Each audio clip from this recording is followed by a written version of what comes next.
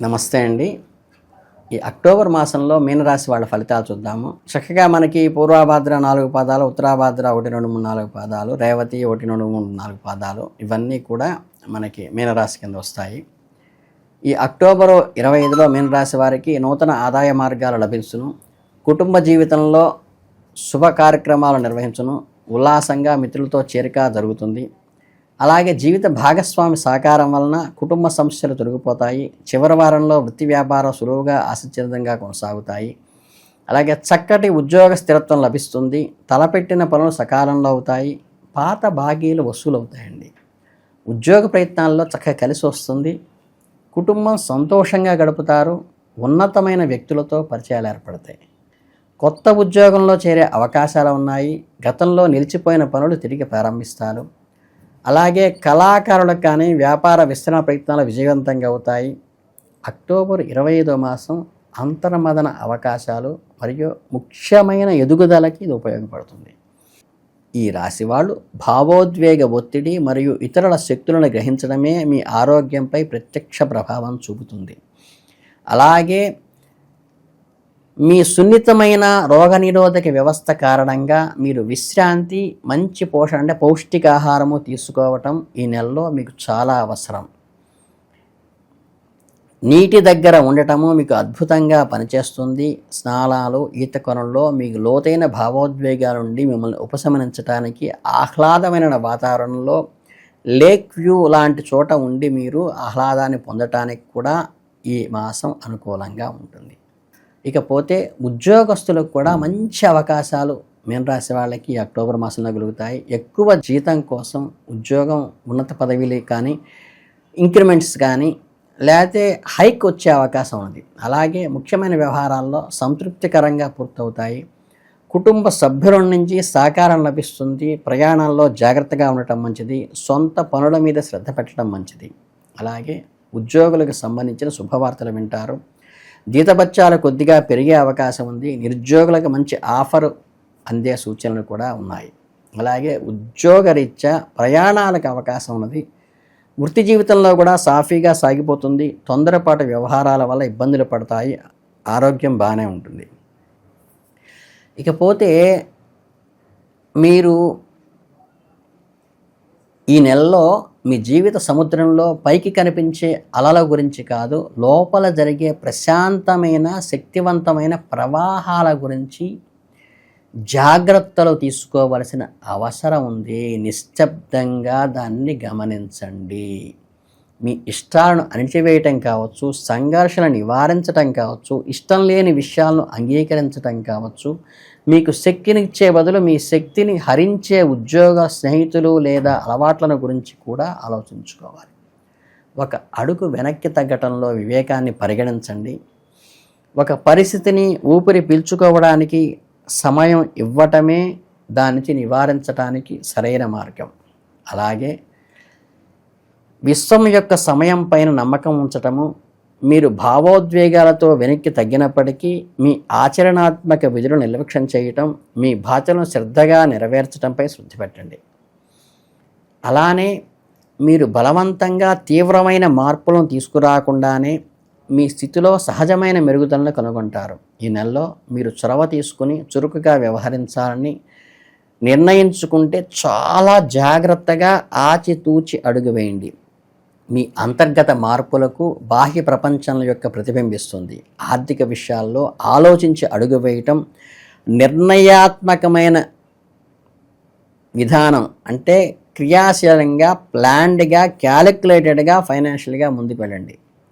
మీలో లోతైన ప్రశాంతమైన అంతర్గత దృష్టి పెట్టి అంతర్దృష్టిని గుసగుసలాడుతున్నటువంటి లోపల సంఘర్షణని, బయట ప్రభావాన్ని చూపించకుండా ఒక మానసికమైన అలజడి నుంచి జాగ్రత్తగా బయటపెట్టడానికి ప్రయత్నించండి. అలాగే మెజారిటీ దృక్పథంలో కూడా విలువ ఉంటుందని గుర్తించండి. కనుక నలుగురు నడిచే బాటతో వెళితే కొంత సహకారకరంగా ఈ నెలలో ఉంటుంది. ఉదాహరణకు మీ నమ్మకమైన స్నేహితులందరూ మీ భాగస్వామితో కలిసి మీరందరూ కూడా ఒక పనిని చేయాలనుకున్నప్పుడు మెజారిటీ ఏకగ్రీవంగా ఆమోదించిన దాన్ని మీరు మీ కుటుంబంలో మీ భాగస్వామితో నిర్ణయంతో ఏకీభవించడం కానీ, మీ స్నేహితుల యొక్క నిర్ణయంతో మీ ఆఫీసులో ఏకీభవించడం కానీ మీకు మంచిది ఈ నెలలో. అలాగే తొందరపడే నిర్ణయాలు తీసుకోవటం మంచిది కాదు. ఎందుకంటే మీ పక్షపాతాల సమయంలో మీ తూర్పును ఒక మబ్బులాగా పట్టేటువంటి అవకాశం ఉన్నది. కాబట్టి సరైన మార్గంలో ఆలోచనాత్మక చర్యను గమనించండి. లోతుగా ప్రతిబింబించే విధంగా మీ పనిని చేయండి. సృజనాత్మకంగా ఆలోచించండి. అందరినీ వ్యతిరేకించి బాగుకునేది ఏమీ లేదు. ఈ బంధం నిజస్వరూపాన్ని మద్దతు ఇస్తుందా, నా ఎదుగుదలకు సహాయపడుతుందా, నా భయాలను నా తీర్పుని ప్రభావితం చేస్తుందా వంటి ప్రశ్నలకు సమాధానాలు వెతకండి. అలాగే వివేకవంతులైన 1 లేదా 2 వ్యక్తులతో మాత్రమే మాట్లాడే నిర్ణయం తీసుకోండి.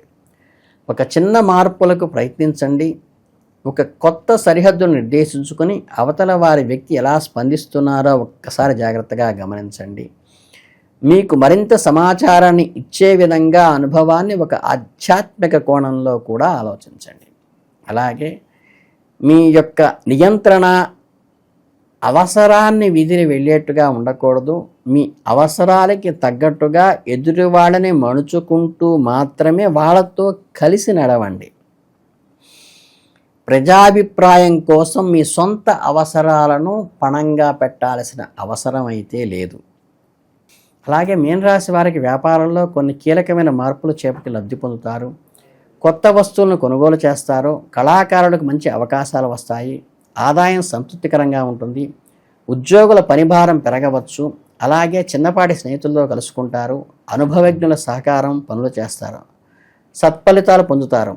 పై అధికారుల ఆదరణ లభిస్తుంది. పెద్దల సహకారము పొందుతారు. తీర్థయాత్రలకు వెళ్ళవచ్చు. అనుకోకుండా మొండి బాకీలు కూడా వసూలవుతాయి. దూరపు బంధువుల నుంచి ఆశించిన శుభవార్తలు వింటారు. కొన్ని ముఖ్యమైన వ్యవహారాలు నిదానంగా పూర్తవుతాయి. అలాగే కుటుంబ జీవితం సాఫీగా సాగిపోతుంది ఈ నెలలో.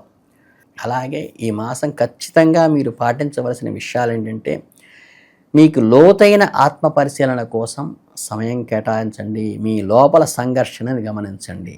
అలాగే మీ బాధ్యతలను శ్రద్ధగా క్రమం తప్పకుండా నెరవేర్చండి. రెస్పాన్సిబిలిటీని నెగ్లెక్ట్ చేయొద్దు. అలాగే మీ చుట్టూ ఉన్న సూక్ష్మమైన సూచనలు మరియు సంకేతాలను జాగ్రత్తగా గమనించండి. అలాగే ప్రేమలో వచ్చే ఆనందకరమైన ఆశ్చర్యకరమైన విషయాలను ఆస్వాదించడానికి సిద్ధంగా ఉండండి. అలాగే తొందరపడి చర్యలు తీసుకునే బదులు వినటానికి, గమనించడానికి ప్రయత్నించి తర్వాత మాత్రమే నిర్ణయం చెప్పండి. ఇక మీరు అస్సలు చేయకూడని పనులు ఏంటంటే, మీకు నిజమైన ఆనందాన్ని ఇవ్వని అందరూ మెచ్చారని దాన్ని ఫాలో కావాల్సిన అవసరం ఇవ్వలేదు. అలాగే పరిస్థితిని అర్థం చేసుకోకుండా తొందరపడి పెద్ద మార్పులు చేయవద్దు. అలాగే ప్రేమలో కేవలం మీ పరిశీలన ఆధారంగా గుడ్డిగా నిర్ణయాలు తీసుకోవద్దు. ఒక్కసారి బేరీజు వేసుకుని ముందడుగేయండి. అలాగే అవకాశాలు కోల్పోయేలా చేసే పూర్తి నిష్క్రియాత్మకమైన పనులకు వేడికి చూడదు, వృధా ప్రయాణం కదా. అలాగే ఈ నెలలో తీసుకోవాల్సినటువంటి పరిహారాలు ఏమిటంటే, ఒక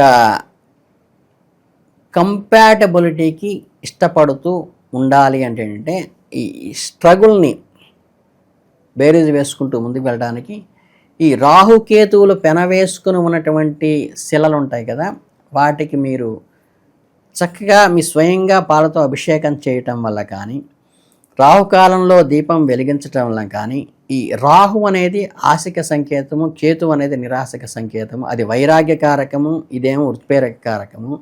కానీ ఇది అత్యాశకిను, అది మీకు డిప్రెషన్కి కారణం. కాబట్టి ఈ రెండింటిని సమన్వయం చేసుకోవడానికి ఈ నెల చాలా కీలకమైంది. కాబట్టి ఆ ఒక్క పరిహారం చేసుకుంటే చాలు. అలాగే ప్రతి మాటని, ప్రతి చేతని ఆచితూచి వ్యవహరించండి. మీ మనస్సాక్షికి పూర్తిగా వ్యతిరేకంగా వెళ్లాల్సిన అవసరం లేదు. కానీ 10 మంది వెళుతున్న దాన్ని మీకు ఇబ్బంది లేనంత వరకు ఆ మార్గాన్ని అనుసరించటం ఇటు కుటుంబంలో కానీ అటు ఆఫీసులో కానీ చాలా మంచిది. ఈ ఒక్క చిన్న రెమెడీ చేసుకుంటే, భౌతికంగా కూడా నేను చెప్పిన ఈ చిన్న రెమెడీని చేసుకుంటే మీరు చక్కగా ఈ మీనరాశి వాళ్ళు అక్టోబర్ మాసంలో అద్భుతమైన ఫలితాలు సాధించాలని మనస్ఫూర్తిగా కోరుకుంటూ నమస్కారం.